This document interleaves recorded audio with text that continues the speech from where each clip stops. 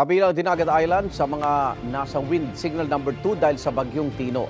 Kaugnay niya, makapanayam natin si Governor Nilo Demere Jr. Magandang umaga po, Governor.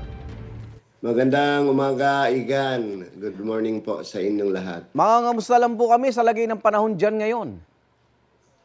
So far, Igan, dito sa Dinagat, medyo hindi pa gaano yung ulan, wala pa masyado, normal pa, pero medyo naiiba talaga, parang tahimik masyado. Parang ganun ang nangyari nung ilang mga bagyo.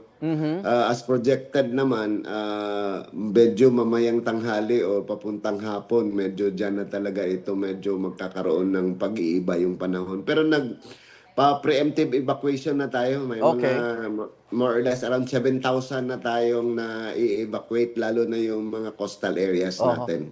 Malakas ba mga alon ngayon? So far hindi pa Hindi ganun pa. kalalaki, pero nasa wala na tayong biyahe pasok at palabas ng Dinagat mula kahapon.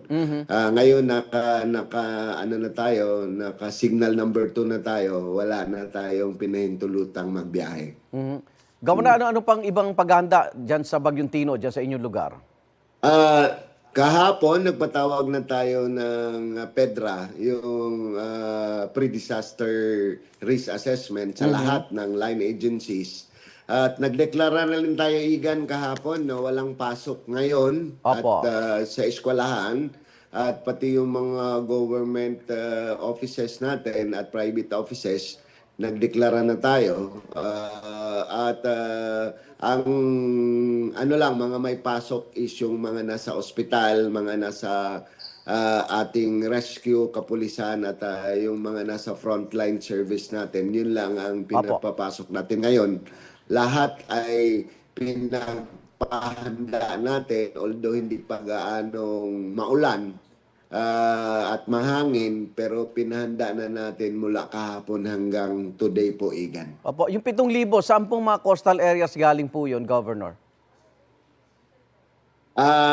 Sa lahat ng ating mga 7 municipalities Okay. na mga coastal areas, kasi meron kami sa Dinagat, Igan, 87 barangays yung ating coastal out of 100.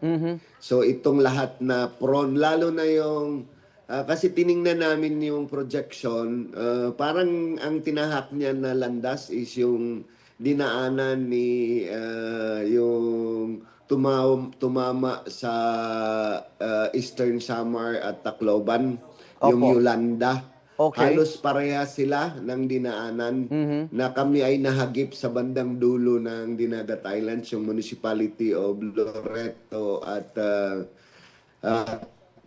yun lang naman ang tinamaan sa amin kasi tiningnan namin yun pa rin yung dinaanan niya, pero hindi naman siya ganun kalakas kagaya Kalakas. ni Yolanda. Opo.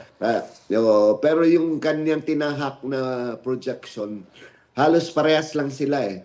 Mga ganun din ang petsa noon, Igan. Opo. November 8 siya bumagsak din. Oh. Ganito rin yung time na dumaan siya. Nagsimula siya ng at 3, a 4, ganyan. Tapos bumagsak siya ng Tacloban ng 8. Pero hindi naman ganun kalakas Opo. yung yung dating niya. So kami nagdarasal, kami lahat, pero nagpa-preemptive evacuation na tayo at Opo. ready naman yung ating probinsya ngayon. Baka may iba pa kayong kailangan sa national government, Governor, samantalayin po natin. Actually kahapon sumulat na ako from communication to kailangan namin ng mga, of course, after that, kailangan natin ng personnel ng Armed Forces. Sumulat na ako sa Ismincom kahapon. Opo. Pati yung mga air assets natin, kung sakasakali man, pati yung ating mga floating assets kagaya ng sa Navy na mga hospitals at mga doktor. Opo. Nag-request na kami at sa DSWD na mga additional food packs, pero ready tayo. Kasi ang projected namin, Igan, tiningnan namin the most is nasa mga 10,000 families yun times 5, probably 50,000 yung pinaka marami na ililikas mo. Pero so far, Kung sa minimum lang tayo, siguro na sa mga around 3,000 families. Pero ngayon pa lang, medyo abot na namin yung minimum eh. Opo. Malalaman natin mamaya konti kung iilan talaga yung final. Kasi ang projection namin, Igan, ang matatamaan ng mga barangays is kung tuloy-tuloy yung kaniyang projection is nasa mga 65 barangays out of 100 na kailangan namin i-evacuate yung nasa coastal areas. Maraming salamat, Dinagat Island Governor Nilo Demery Jr. Ingat po kayo, Gov. Maraming salamat, Igan. Maraming salamat, Unang Hirit.